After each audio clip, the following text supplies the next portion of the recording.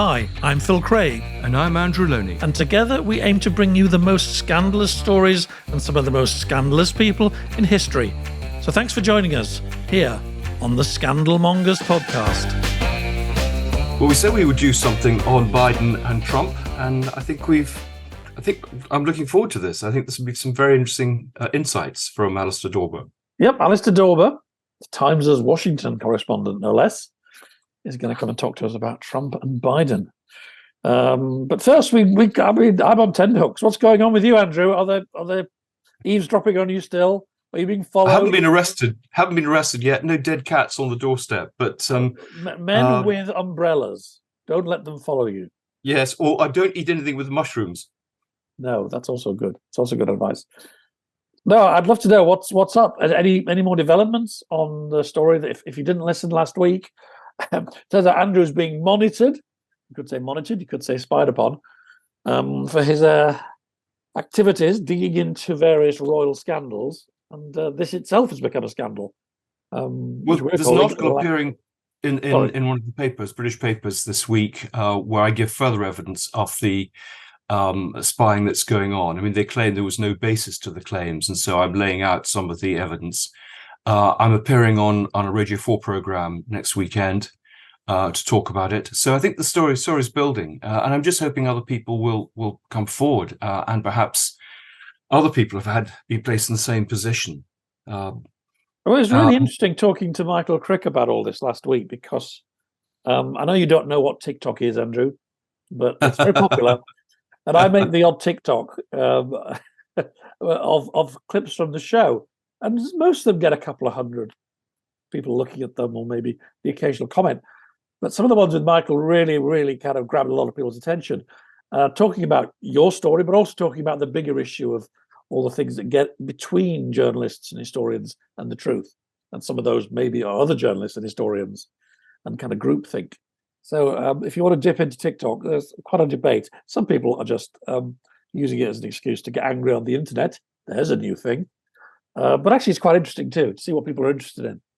Yeah, interesting experiences. And how are we doing? I hear we're actually my favorite popular bit in Singapore. Well, yes, these charts, these Apple charts, not YouTube charts. But in the last week, okay, wait for it, we've been in the charts, in the top 100, in fact, in Singapore, New Zealand, Netherlands again.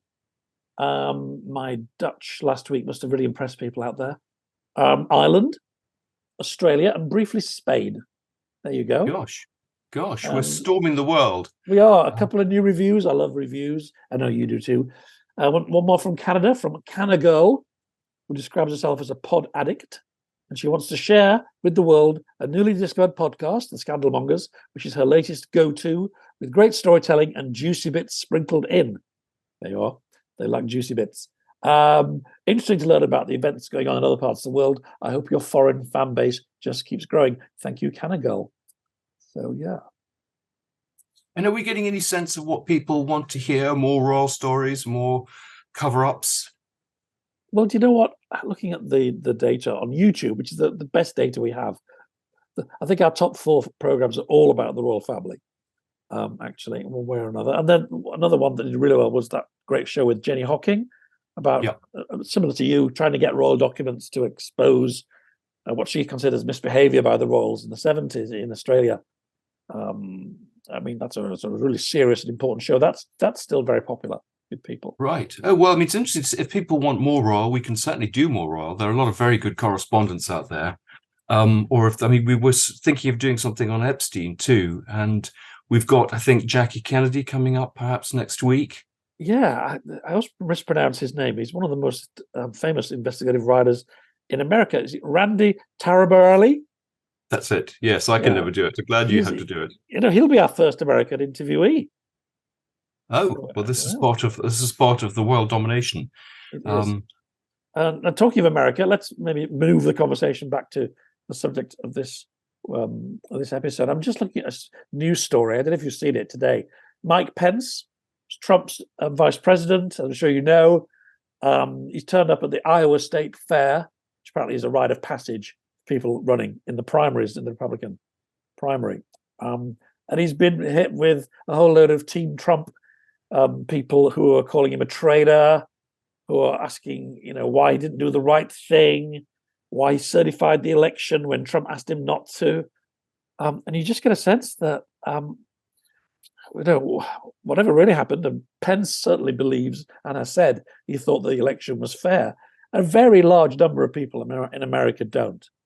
And it's almost as if, we've got used to people having their own kind of sources of news and social media camps and everything so polarized these days. But it's also people have their own views of the law. Well, and I mean, I suppose it's people don't trust the news they're receiving.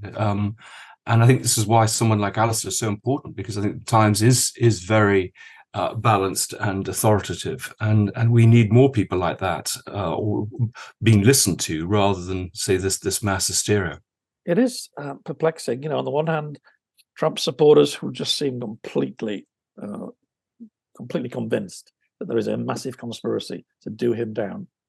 And then the story we talked about last week about Biden's son Hunter and how, the last election, it seems pretty obvious, Michael was saying the same, that a lot of papers and other news organizations and social media companies basically suppressed the story because they thought it would help Trump. So that's not great either. So help.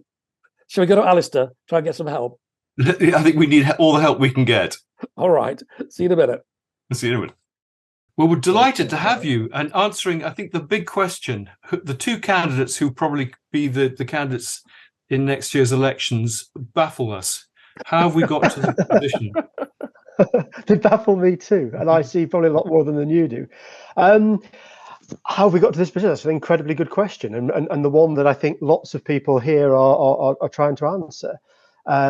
You've got two guys who 2.5 years ago at the last election were arguably too old to stand. And as we go forward to the election next year, they are likely, very strongly likely, to be the two candidates in the next election too. I think it's a condition of American politics. I think it's a condition of the Republican Party and Donald Trump's absolute and total grip on the modern day GOP. Gosh. Well, shall we start? Sorry to interrupt. Hello, Alistair. Nice to meet you. You are the second Times correspondent to appear in this podcast. I hope you're feeling very proud. I'm very, very proud. I'm slightly disgruntled to be second behind Val, but other than that, absolutely fine. Well, you may still overtake him. I'm sure you will. We'll see. I was just going to say, I don't know who to start with first. I mean, it is one of those, make it make sense to us, please, because you've got, Biden, who apparently doesn't know where he is half the time, can't walk up a flight of stairs without falling over. Trump's got more lawsuits against him than some kind of mafioso boss. Some people think he is a mafioso boss. Should we start with Trump? I think I read recently you'd been to one of his rallies, which seemed to be, if anything, even more enthusiastic about him than before the lawsuits. Well, two things. One thing, just on the poll numbers, you're right. Every time there's a lawsuit, every time there's something that comes along that you think would knock over a political candidate, it strengthens him. He has got this narrative that he's been able to sell extremely well to the Republican Party grassroots, that every time there's a lawsuit, every time there's something that tries to derail his campaign, he says, look, this is the deep state. This is them trying to say to you, the Republican voter in rural America, you cannot have what you want in the White House. I want what you want in the White House. This is a conspiracy. It's a witch hunt. It's the establishment on the East and West Coast trying to say to you, you don't matter. You'll do as you're told. Here am I standing up for you. And here's the deep state trying to stop you. And that is a message that has worked a dream for him. Every time there's an indictment, every time there's a lawsuit, you see his poll numbers just ticking up. Does he actually have a point? Leaving aside what any of us might think of the man, does he actually have a bit of a point? That's to be tested. It's not for me to say. That will be. A grand jury in Florida and another grand jury in Washington D.C. have both decided that there's a case to answer in the the cases that have been brought in those two separate cities. In Manhattan, the district attorney has brought a lawsuit against him in a different case. That will be tried by a jury. In Georgia, we're expecting a new indictment any day now over allegations that Trump and perhaps others interfered with the election in the state in 2020. That will be tried by a jury. So it's not really for anyone at this point to say whether he has a point or not. The cases will come along, and like any other criminal case in the States, they'll be tested by the judicial system and by a jury. Now, Trump would argue that the odds are stacked against him. The cases are only being brought because they're trying to derail him. It's trying to sort of tie him up in treacle before he gets going. But there is, as lawyers would say, prima facie evidence that he has done some of these things. If you read the 45-page indictment that was presented last week by Jack Smith, the special prosecutor, he's told time and time again that at one stage, one of his lawyers in the White House says there is no scenario in which, in any case whatsoever, where you will end up as president on the 20th of January. Absolutely none. And yet the events unfolded as they did, and now he has a case to answer. And can we not say, actually, he was a good president? If you look at his record on foreign affairs and the economy, actually, maybe he should be given another chance. That's to voters to decide. Again, I mean, was he a good president? In some respects, there were no wars, no foreign wars under Trump. I think Trump is the only president this century under which Vladimir Putin hasn't invaded a third nation. So that, I mean, people's pensions here, the stock market did extremely well, but it was a hugely divisive presidency as well, and a lot of people who perhaps didn't benefit from the things that Donald Trump brought along would say no. I mean, it was a chaotic president. I mean, there are events, things. I think it's fair to say that America, even if people became a little bit better off under Donald Trump's presidency, and that's arguable, I think American society became quite substantially more divided under Donald Trump. If he loses these cases, or one or more of them, does that stop him from running, or does it stop him being president? Could he in fact be president whilst a convicted felon? You can. I mean, Donald Trump can. Donald Trump. I mean, I don't think this will happen because of the timings, but Donald Trump could end up in prison and stand for the presidency. That's absolutely constitutionally. There's absolutely no bar on him standing from prison. And I think what will actually happen is that as the weeks and months unfold now, and we've got about 15 months to the election, Donald Trump's lawyers really have one ambition in the next few weeks and months, and that's to push these trials back as much as they can. And the fact that there are several of them actually plays their advantage. There's only a certain number of days in the calendar, and he has to be given. And I think that the lawyers accept this as well, that he has to be given a fair crack at campaigning for the election if he does indeed win the nomination, which looks likely. And that the cases will have to fit around the campaign. Now, Trump wants to push these back beyond next November, and his hope is that he wins the election, he becomes president again, and then he goes on day one to the Department of Justice and says, "Well, I'm going to appoint you, Mr. Best Friend, as Attorney General," and the case is then wither as a result of that. But yeah, I mean, absolutely he can stand, absolutely he can be on the ballot.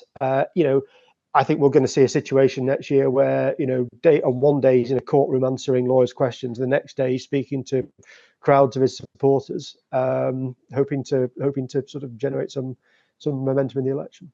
And what does one make of these documents, secret documents he's been storing in bathrooms? And actually, Biden seemed to be doing the same thing. So, I mean, this seems extraordinary that they can do that. Well, it is extraordinary they can do that. This is the case in Miami where he's accused of taking hundreds of boxes of classified government documents. I mean, some of them are said to contain allies' nuclear secrets and battle plans for attacking enemies and so on and so forth. Trump is accused of taking a bit of toilet reading. Well, well, yeah, exactly. He's accused of taking hundreds of these boxes down to Mar-a-Lago, his big house in Florida. And when the National Archive have asked for them back, he's sort of said, well, yeah, okay, we'll give them back. And they've given some back. They've not given all of them back. This led to a search by the FBI in August last year where these boxes were found. And now there's an indictment been issued. He argues that he's the president, so he can declassify all these documents. But a lot of them hadn't been declassified when he left office, and the argument is that he's left he missed that window. Now, you mentioned Biden having classified documents as well. That's true. He had one in an office here in DC from his time working in a university after he left office as vice president. He had some at his home. Mike Pence had some classified documents as well. I think the difference in these cases, and again, this will be for juries to decide, but as soon as it became apparent that these classified documents were in Joe Biden's possession and in Mike Pence's possession, they were handed back to the National Archive. The National Archive approached Trump and asked them for so many of these documents back, and he sort of stonewalled them for a bit. He gave some of them back, he didn't give all of them back, and that led to the FBI search. So there is a difference in these two cases. Trump has been indicted. The investigation into Biden's possession of certain papers and Pence's possession of certain papers, that's still ongoing. A while ago, we were hearing about this man, Ron DeSantis, and the great things he was doing in Florida, how he was the new, more acceptable face of the Republican Party who was going to steamroller Trump out of the way and be the next president. Well, that doesn't seem to be happening. What went wrong with him? Well, I mean, steamrolling is a very good way of putting it, but it's Ron DeSantis that's been steamrolled by the juggernaut that is Donald Trump. Last November, everyone thought that, as you've just suggested, DeSantis was going to be the candidate. He just won re-election in Florida by 20 points in what had been a purple state. He overtook Trump in some of the polls. Trump's slate of candidates in the midterms last year, a disaster. He personally endorsed, scores of candidates, pretty much all of whom did very badly. And then we had the indictments against Trump. He was able to spin these, as we've said, as a sort of big state cover-up. DeSantis' campaign has been really lackluster. I mean, he's come out, he's gone to war with Disney, over Disney's criticism of some of the laws he's introduced in Florida. He's tightened up abortion legislation in Florida, which effectively makes abortions illegal. He's continually banging this drum of being anti-woke. And I think a lot of Republican voters are a little bit confused by what woke really means. He's suggested about Ukraine being a territorial dispute, when I think most mainstream Republicans in the US think that Russia should be getting a kicking for what it's done in Ukraine. And so at pretty much every turn, DeSantis has struggled a little bit, and he's not very good on stage. He doesn't tailor his message to a particular audience. I've spent some time with both of them in Iowa. Trump will speak for an hour to Iowa farmers and everything he's done for Iowa farmers. DeSantis goes on stage and carries on saying what he's done in Florida, and the message doesn't quite connect as well. So Trump's an extraordinarily good communicator, and I think that all the candidates, not just DeSantis, have really struggled to get the airtime Trump gets, to get the sort of the passionate support that Trump gets, and it really does look now as though Trump's going to win the nomination quite comfortably. Is there a possibility of a third-party candidate, a sort of independent running, a Ross Perot? Well, there is a Kennedy running. So as a Democrat at this stage, this is Robert Kennedy Jr., and he's doing reasonably well in some Democrat polls. At the moment, no, because first of all, no one's thrown their hat into the ring. It's possible. There's still plenty of time, but it's difficult to see. America's a pretty divided place at the moment, and it's pretty difficult to see a sort of a sweet spot or a seam of public opinion that a third party candidate can tap into. There will be third party candidates. Other people will stand, but the extent to which they might drum up support that, like you say, Ross Perot once did, I think is pretty unlikely. And what about the Hunter Biden scandal? Because that's only really just beginning to emerge, but it goes back some time, and this seems to me very damaging to Biden. I think it has the potential to be. I think there's a difference between the Hunter Biden scandal, as you suggest it is, and Trump, in that at the moment the Hunter Biden investigation is purely a political one. It's being investigated in Congress. There is a legal element to it as well, which I'll get to in a second. But the Trump situation is a legal situation. So Hunter Biden took his laptop to a computer repair shop in Delaware a few years ago and left it there. This laptop has managed to find its way into the hands of several Republican politicians in the New York Post, and they've gone through it, and there's some pretty damning stuff on there. He comes across as a pretty unpleasant guy, frankly. Some of his habits are pretty unpleasant. He's a confessed drug user, and then there's his taxes as well, and he's not necessarily paid all his taxes on time. Now, he reached a plea deal with prosecutors in Delaware a few weeks ago over unpaid taxes, where he'd go and plead guilty in court, get a slap on the wrist, and but not go to prison. So he went and did that. Then a couple of weeks ago, he turned up at court, and the judge said, "Well, hang on a second. This plea deal doesn't really stack up. Go away and do it again." So we're in a situation where Hunter Biden and his lawyers and the prosecution are trying to renegotiate this plea deal. Now, the Republicans in the House, who are very supportive of Donald Trump, have sort of said, "Well, this is a sweetheart deal. No one else. This deal wouldn't be available to anyone else in the country. This is because Hunter Biden is the president's son." That may be true. That may not be true. I mean, the Democrats deny it. The White House denies it. Separately, the Republicans in the House are investigating Hunter Biden's business career and whether or not the president has any links to that. And they've heard lots of evidence behind closed doors from some of Hunter Biden's business partners over time who've said, look, Hunter Biden would go to a business meeting, and to impress people, he'd put his phone on loudspeaker and call his dad. And that would help to sweeten deals, perhaps. That would help to impress some of the people that Hunter Biden was trying to impress. But I think where so far that investigation falls over is there's not any evidence to date, at least anyway, that President Biden, or ex-Vice President Biden, as he was at the time, has actually taken part in any of these deals, has actually spoken to some of Hunter Biden's associates and tried to grease the wheels of a deal or try to get a deal across the line.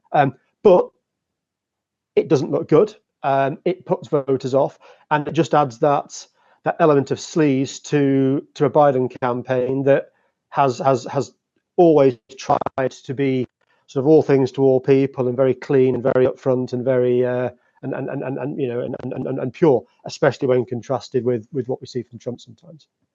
Isn't there also the historical element during the last election, when the Hunter Biden laptop story emerged in the New York Post? There seems to have been a pretty thoroughgoing, well, gosh, I hate to use the word conspiracy, but if you listen to Elon Musk, he would probably use it. But Twitter, Google, Facebook, many mainstream newspapers all seem to have taken the decision not to touch this story, even though now they're talking about it. Yeah.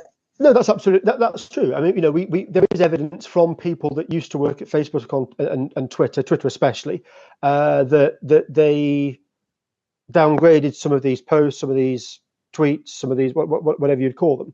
So that again is something that the Republicans are pressing, and those are questions absolutely that the Democrats and Biden does have to answer and will have to answer on the campaign trail. A lot of newspapers ignored the story. The New York Post is a pretty mainstream newspaper, and it carried the story. But I think as time's gone by, as time's gone by, I think you're seeing it picked up more and more. I mean, the New York Post now writes about Hunter Biden in quite a lot of detail. The Washington Post. I think the problem for the Republicans is that, because some of the people investigating this case are seen as so close to Trump, and Trump has got such a lot of power over the Republican Party, anything they say appears to come with a health warning, which is this is a partisan investigation. This is a partisan attempt to try and derail Biden. And until the Department of Justice picks it up and starts running with it as a case that could impinge on Biden's campain, I think it falls short of being a real stumbling block for Biden. It sounds like that Trump's in more trouble than Biden, if you're putting it crudely, in terms of what might happen legally and politically over all these scandals. Yeah, well, politically, I'm not so sure, but legally, I mean, Donald Trump faces the prospect of decades in prison if he's convicted in some of the cases he's been charged with. Joe Biden isn't being investigated individually. He's not been charged with anything. There's no special prosecutor investigation into Biden's affairs. So, yeah, I mean, legally, Trump is in more trouble. But that is actually, as we've said, I think to an extent, propping up his political campaign.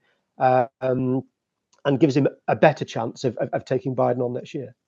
And why does Biden want to run again? I mean, surely is this a legacy thing? I mean, you get to that age, you want to put your feet up, surely. Well, I mean, Joe Biden has been a senator since 1972 and has tried to win the White House on 3 previous occasions. He had 3 abortive attempts already. I think if you've waited that long and tried that many times and gone through the rounds of it so many times, I think once you actually get there, I think it's extraordinarily difficult to give it up. He has said that he's going to stand next year. I mean, his staff, his campaign, the entire Democrat machinery is absolutely behind Biden running again. He'll be 81 by the point of the next election. He'll almost be 82, and he'll be 86 at the end of a second term. It's absolutely the case that he's more frail than he was 4 years ago. He's more frail than he was 10 years ago, and so on and so forth. I think that's really going to be a consideration for voters next year. Kamala Harris, who's the vice president, and she's going to stand as his running mate again, is extremely unpopular. And I think people will think as they go into the ballot box, yes, this is a vote for Biden, but is it also really a vote for Kamala Harris? And would I be prepared to see Kamala Harris in the White House? And I think a lot of people will have their doubts. So why is he allowing her to run? Because if she's such a liability. I think that Kamala Harris touches parts of the population, the US population, and the Democratic Party that Biden can't. Biden is seen as an old-fashioned centrist Democrat. He's very close to the unions. His economic policy is old school Democrat politics. I think Kamala Harris represents a different wing of the party. There's a lot of progressives now in the Democrat parties, people who are far to the left of Joe Biden, people who are a lot more women involved in the party, people who have a different racial profile to Joe Biden. And I think that Kamala Harris touches parts of that constituency that perhaps the president can't. As we've seen, Trump picked Mike Pence as his running mate. Mike Pence is an evangelical Christian from the Midwest. He touched parts of the Republican Party that Trump couldn't. It's a regular tactic. It's a regular and common tactic. And I think for that reason, it would be extremely damaging for Biden to jettison Kamala Harris. And are we seeing changes in voting patterns? Are we seeing, for example, particular races changing the way they may have voted in the past? I mean, the Spanish community now voting Republican or whatever. Yep, absolutely. I mean, the Hispanic community is. Parts of the Hispanic community have always voted strongly Republican. So in Florida, for example, a lot of the Hispanic population has Cuban origins, and they've left the sort of socialist regime in Cuba, and they're very supportive of the Republican Party. But we are seeing elsewhere in the country, especially as the Democrats get more behind abortion rights. I mean, that's obviously a huge issue here at the moment. The Hispanic community tends to be more outwardly Christian and therefore opposed to abortion. So we are seeing the Hispanic community swinging behind the Republicans a little bit more. Certainly over the last 10 years or so, the number of Hispanic people voting Republicans increased. And I think that's a trend we're going to carry on seeing as we go forward. You think Trump will look for a running mate from that community himself? That's a really interesting question. And as the Republican primary process continues, one of the questions that people are asking is, well, which of these guys running to compete for second place as it stands with Trump is he going to pick? He can do what he can rival Biden by picking a woman. And there's Nikki Haley, there's Marjorie Taylor Greene. There's quite a lot of prominent women now in the Republican Party. There's Vivek Ramaswamy, who's doing extremely well in the polls. He's now competing with with DeSantis for second place. He's of Indian origin, so Trump might decide to tap into again parts of the population that he's struggled to reach in the past by picking some of these people. Who knows? I think that Donald Trump will pick a vice president that he can control, and that will be the most expedient choice for him when the time comes. Well, you have an amazingly interesting job. What a time to be in Washington. I mean, British politics hasn't exactly been calm or rational or predictable. Let's face it. But American politics at the moment, it just seems a little bit mad. It is bizarre, actually. I mean, when you cover things like the idea that the election was stolen in 2020, for example, and people have their views on that, and that's, I mean, there isn't any evidence to support it. But you go and speak to people at a Trump rally who are dentists, doctors, accountants, and you sort of speak to them, and they're rational, intelligent people. And they say, well, there's plenty of evidence that the election was stolen in 2020. And we said, well, give me one piece of it. And it turns out that they've spoken to a friend in Arizona who's got a cousin who worked in the election booth on election night, and his friend told him over a beer 3 days later that there was an inconsistency with a voting machine. It's that sort of level, but it's believed. It's chaotic. Yes, it's strange, but it's also present. And the idea that you're going to get two sort of very similar candidates, one for the Republicans and one from the Democrats, and their policies are going to be pretty similar, and voters are going to pick who they think best looks best in the White House. Those days have gone. I mean, there really is quite an ideological divide here.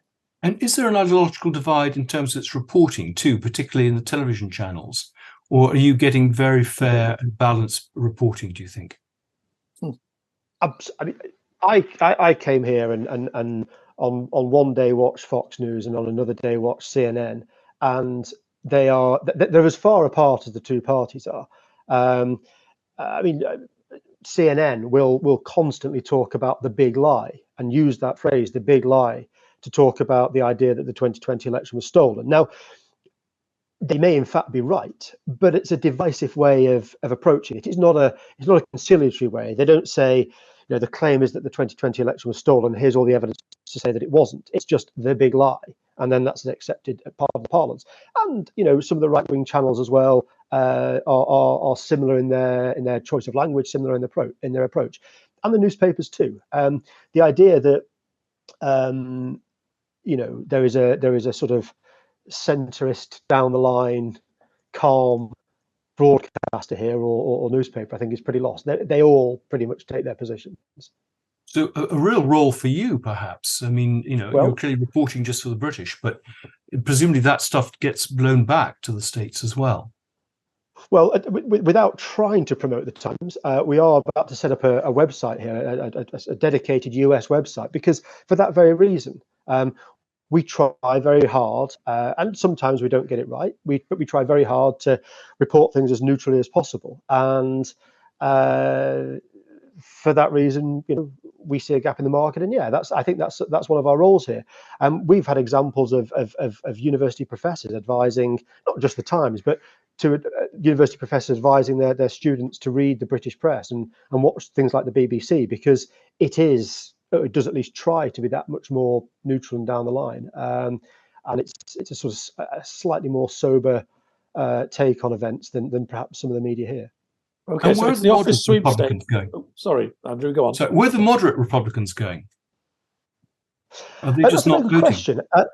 Well, that's a very good question. I mean, 71% of Republicans think that the election in 2020 was stolen. So I think we need to define what a moderate Republican is. But there are people that think that Trump has far too much baggage. And I think that's one of the reasons why people like Vivek Ramaswamy is doing quite well. He has a similar message for Trump. He's a capitalist. He believes that the southern border should be more secure, but he doesn't come with the baggage of Trump. He doesn't come with everything that you know about Trump. He doesn't come with the legal cases that Trump's facing. So I think there is a part of the Republican Party that is looking for an alternative. Having said that, if Trump wins the nomination and he's up against Biden, I think the Republicans will probably swing back behind Trump. I think there's also a swathe of independent voters. And we saw this in 2020. We saw it again last year in the midterms, who just won't, they might not be great Biden fans, but just won't vote for Trump. So I think Trump, by the time of the general election next year, will have to moderate his message slightly in order to try and appeal to independent voters. And I think that, Andrew, probably gets back to the point you made earlier about this idea of Trump's presidency being a success. I think we will see a lot more, hear a lot more of him saying, the economy did extremely well. Our soldiers came home from conflicts. Putin didn't invade other countries during my presidency. So I think we will see an appeal to more moderate and independent voters next year. And do you have any sort of sense of who might win, or do you think it's a very close call? If you're a betting man, your money on the table, Alistair. This is being recorded, right? I don't know. I mean, the polls say it's very, very tight. It probably will be very, very tight. I think Biden stood in 2020 because he thought he believed he could beat Trump, and I think he believes he can beat Trump again. I think a lot will depend on how the economy does here. I mean, Biden has spent a great deal of the last 6 months, and he's going to continue talking about the economy. Inflation's coming down, which has been a big, or the rate of inflation is coming down, which has been a big thing here.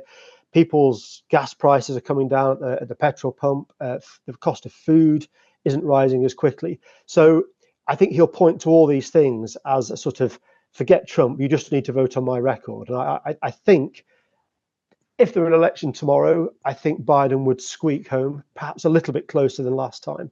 And I think that's what he'll depend on. There are so many other factors, though. I mean, Trump could be a convicted felon by this time next year, or by the time of the election next year. Biden will be another 12 months older, and people will ask increasingly about his health and ability to do the job. So there are so many things at play that the picture could look very, very different in 12 months' time. And how important are the primaries then? I mean, given that situation. Well, Biden, I don't think will be tested in the primary, so he'll have a pretty clear run, and if he's healthy enough, he becomes the candidate. Trump doesn't look as though he's going to be tested, but who knows? The Iowa caucus is in January. New Hampshire comes pretty quickly off the back of that. I think if Trump wins those two, it will be almost impossible for anyone else to catch him. If someone else, if DeSantis or Ramaswamy or Tim Scott or Nikki Haley, whoever it might be, wins in Iowa and New Hampshire, I think that changes the calculus a little bit, and that will really test Trump. And that might sort of test the party, test primary voters, and we'll see. But if Trump sails as he does to the nomination, and no candidate from either party has ever lost a nomination from the position Trump's in now, being sort of 35, 40 points ahead in the polls. So it does look as though the Republican primary is going to be a procession. And then we'll see what they're like, and the two candidates are like in the debates, how they campaign. The campaign is a really rigorous test of stamina and of ability and of everything else. And these are going to be two old guys, the 81-year-old against the 78-year-old, as it will be next year. It's going to be pretty tough for them both, traveling to 3 states in a day, making hour-long speeches in each, and then doing the same thing repeatedly for days on end. It'll be a big enough test of my stamina covering it all. It'll be a much bigger test of theirs. So we'll see. It may be a case of who lasts the course, who makes the fewest number of gaffes, and who voters trust when they get to the ballot box eventually, when we get to November next year. And is there a likelihood of one candidate getting the popular vote and someone else getting the vote in the Electoral College? It's entirely possible. Hillary Clinton got more votes than Trump did in 2016, and yet Trump won. So it is possible. Biden won quite comfortably last time. I mean, the actual result is often clouded by the debate over whether or not the election was fair, but Biden won pretty handsomely. It wasn't really that close. I think it'll be closer next time, because I think people will be concerned about Biden's age and his ability to carry on for the next 4 years. So, as you said earlier, the selection of the vice president candidates from both of them could be absolutely critical. Yeah, and I think something dramatic now would have to happen for Kamala Harris not to be the vice presidential candidate. But it's still possible. We've still got plenty of time. And again, Trump's pick, people will think the same thing. I mean, people talk about Biden's age. Trump is not a young man.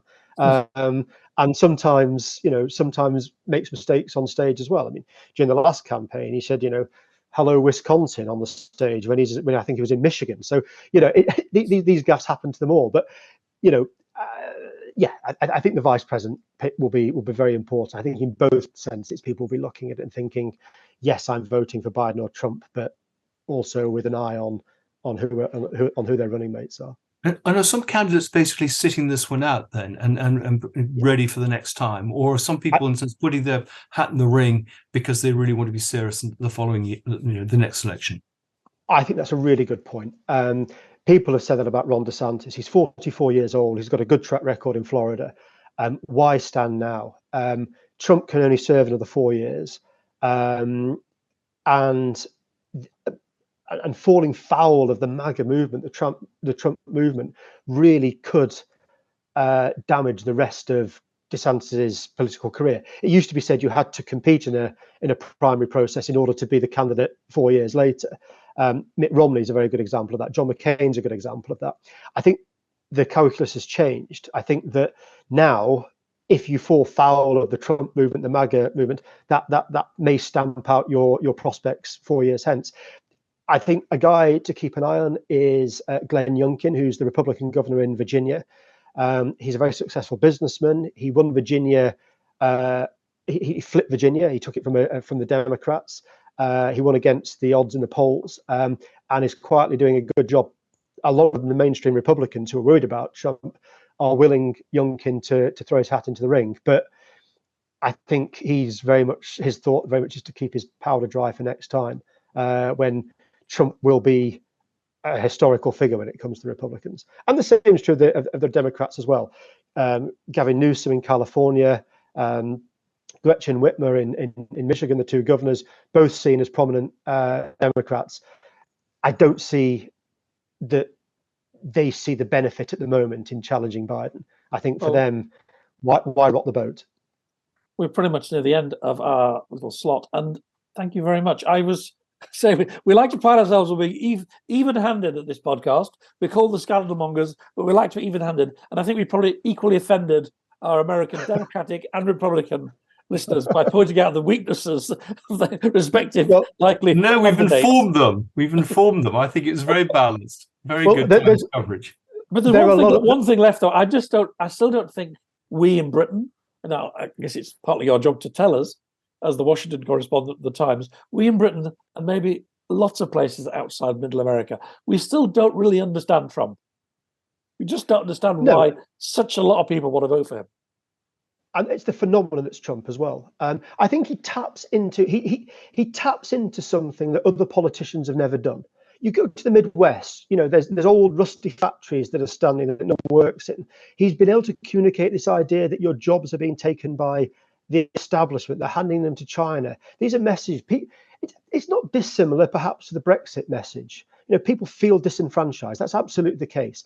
And he's done brilliantly at tapping into some of these feelings and these feelings are real in some respects as well. They're not just pretend problems that people have. They're real problems.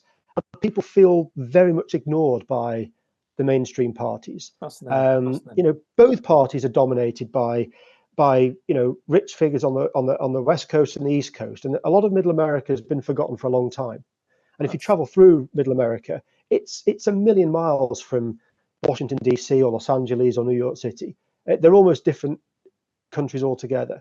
And I think we have to. Can we book you in for our live election night special? We'll do it now. Because it's such an amazing. It's the best spectator sport in world politics. I have to say that for it. It has its moments. And thanks so much. Sure. We're literally seconds to go, but really appreciate your time and good luck in Middle America. And thanks so much for joining us. Really fascinating. A pleasure. Thanks very much indeed. Thanks. Bye. Thank you for listening to the Scandal Mongers podcast. This has been a Podcast World production. You can get in contact with our show by emailing team@podcastworld.org, placing Scandal Mongers in the heading, or via our social media links within the show's bio.